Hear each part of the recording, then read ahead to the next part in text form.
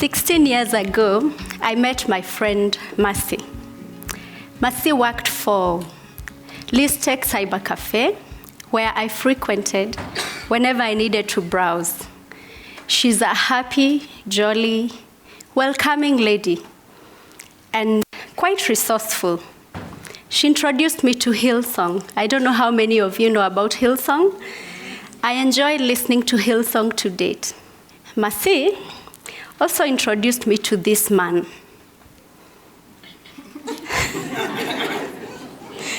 He's fair, handsome, and God-fearing.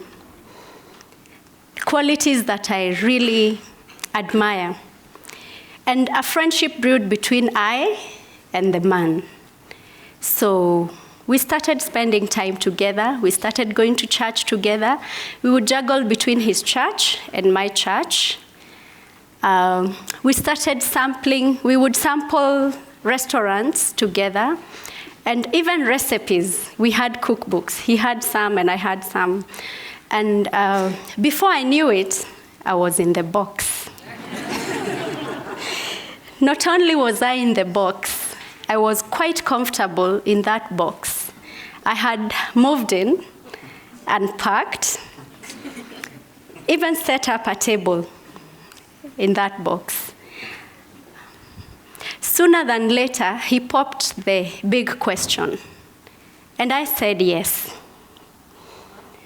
And we were soon planning for our wedding, which happened in June 2005. Like any other newlywed couple, we had our aspirations, our dreams, and plans also. One of the plans was to have a year to ourselves. Then after that, we can embark on the baby-making business. And the first year was beautiful, just as we had envisioned. We continued learning how to live with one another. It was lovely. Then the second year came, and it was time to get into the serious business. Month after month, we hoped that we will get a positive result. This did not happen in the second year. The third year came, the same, month after month.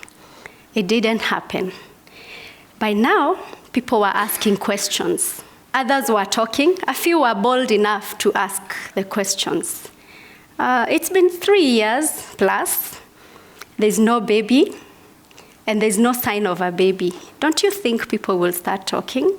One of my aunties asked me, Njeri, you're still holding on to this figure. Just give us the grandbabies, the figure, you can always work on it later. We started the journey of seeing specialists. Year 5 came and went, still waiting. We even got to year 7.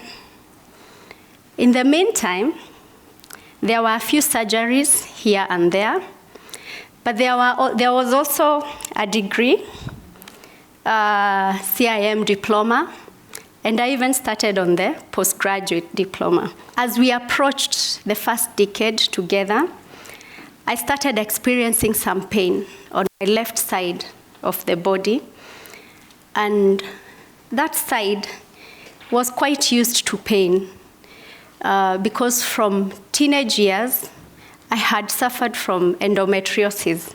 This is a condition where the endometrium lining, that's the inner lining of the uterus, grows outside of the uterus and causes pain and sometimes excessive bleeding. I took some medicine that I had from the previous hospital visit, some painkillers, but the pain was unresponsive. So Thomas and I ended up in the hospital where we have always gone whenever such a pain struck. And on this day, the doctor ordered for some scans. And once he had looked at the scans and the report, he informed me that I needed to see a kidney specialist urgently. And I did this the following Monday. The specialist ordered for some more tests, and by the end of that week, I had been admitted. A urologist was brought on board. One evening, as he was looking at my MRI images, he asked me, "What is this I see on your uterus? It looks like some bone or piece of metal." And since I didn't know what that was, I called my gynecologist to come and have a look. At the back of my mind, I knew how that conversation would go, since it's not the first time we had discussed that matter. By the time Dr. Ngayu got to my room, Thomas and I had already decided that it was time to choose life over an organ. And in the meantime, the urologist had also advised that the kidney might have to go based on the results that he had seen on the functionality. It was quite low. So in case he doesn't respond to the intervention that he had done, we might have to get rid of that too. There I was, facing a possibility of losing 2 of my organs in a very close span. And it was tough. It mostly used to hit at night when everybody had left, all my friends, family, including my loving husband. Once everyone had left, I had many questions to ask God. I kept asking him why I had to go through all that. Isn't what I have gone through enough? The pain and the journey of infertility. But even with those questions, I held on to one hope, to his word that says that he knows the plans that he has for me, plans to prosper me, not to harm me, but to give me a hope and a future. I also held on to the love that my husband has for me.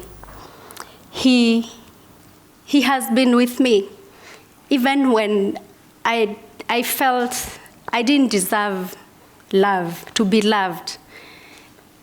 When I knew very well that I couldn't give him a child or children, but he kept reminding me that he's not in this marriage for children. If they come, they're a blessing.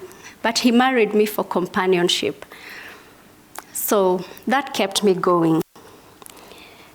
The hysterectomy was done, that's the removal of the uterus, was done in May. Then 2 months later, I was back to the same hospital for the nephrectomy, the removal of the kidney, since it had not responded to the treatment. Then I went home, and of course, I had the hope that now that the 2 main problems are out of the way, I will have a normal, happy life. But little did I know what lay ahead. After about another 2 months, I went back to the office, and life was tough. Life was hard. That's when I realized I couldn't sit down for many hours. I couldn't walk for long. I couldn't stand for long. So I had to balance between sitting, standing, and walking. So I was only able to work for very few hours, then go home. And the doctor kept telling me, maybe you should give yourself more time. But I was tired of being in the house, just thinking and playing around what had happened to me in such a short time. I needed a distraction, and the office was a good one. With that pain, that was extreme on the back and the nerve, I I went into post-traumatic stress disorder.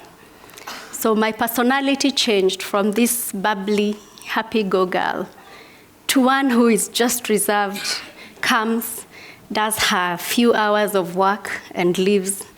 I don't want to discuss anything with anyone. It was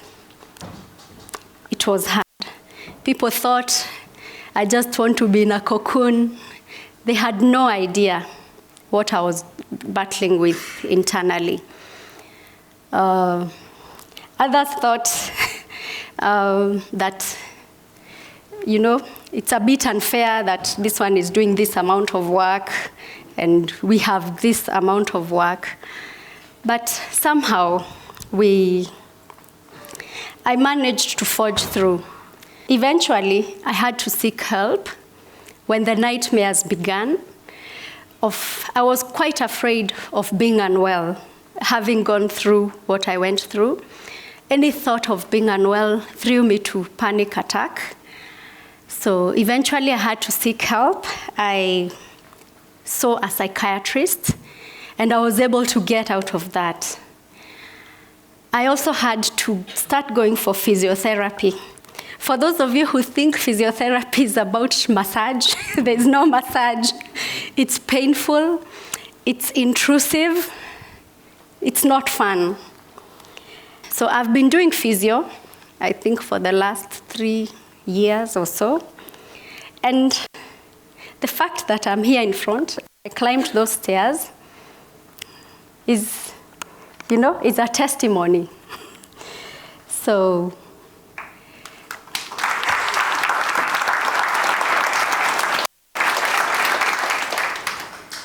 I would really encourage, if you have a problem, you're battling with a problem, please seek help. Go to a psychiatrist if you have, something that you're feeling overwhelmed. They don't see mad people. What I've learned from my experience, I have drawn 3 lessons, is when you're in trouble, like me when I was facing that illness, I focused on the summer or on the light at the end of the tunnel. It's really important to keep yourself on the positive zone. Also, do not walk alone. Seek help if you need help. Surround yourself with a strong support system. I had my husband. I have friends who have made sacrifices that I didn't think friends can do, who have become closer than family. Yeah, seek help like the psychiatrist or physiotherapy. See a doctor if you need to see one. And also, don't go down without a fight. Fight till it's over. Fight till the end. Fight for your health. Fight for your relationship. Fight for your life. Just keep fighting. If you have people who are going through issues, don't let them go down. Fight for them too, if they don't have the strength to fight for themselves. Thank you.